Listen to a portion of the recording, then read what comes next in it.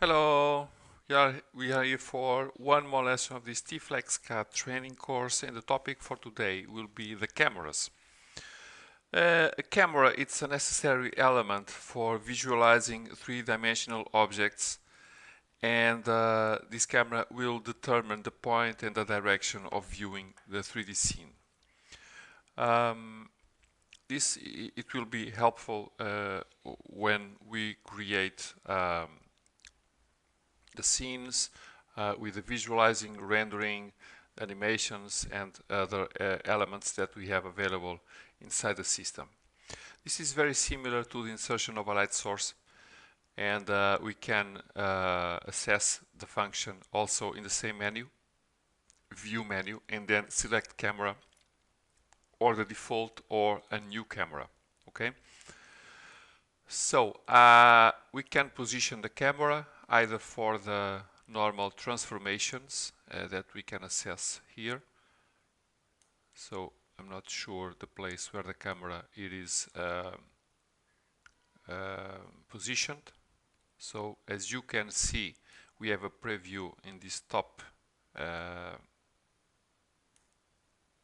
window.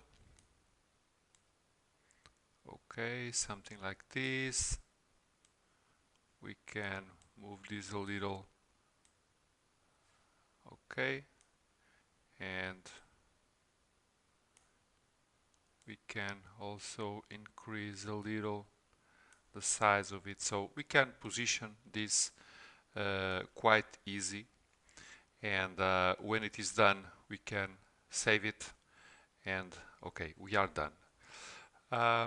So the position of this camera 1, so you have this look, and you can have several cameras, so I think it's rather easy to create the cameras, to position them, and to prepare the position and the information to create other elements of the system.